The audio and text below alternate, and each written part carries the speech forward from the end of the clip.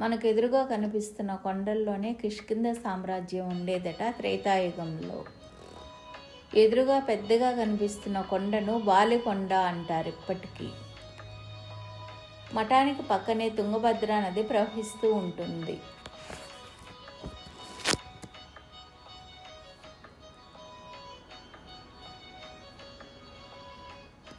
శ్రీ శంకరాచార్యుల ద్వారా ప్రారంభింపబడిన మఠానికి ఫస్ట్ గురువు శ్రీ చింతామణి స్వామి.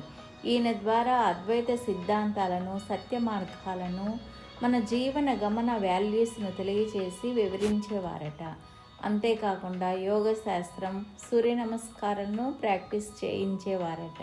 సుల్తాన్లు, బ్రిటిష్ వాళ్ళు రాజ్యాన్ని పరిపాలించేటప్పుడు శివలింగాలను పాడు చేసి శివాలయాలను ట్రావెలర్స్ రెస్ట్ రూమ్స్గా ఉపయోగించేవారట.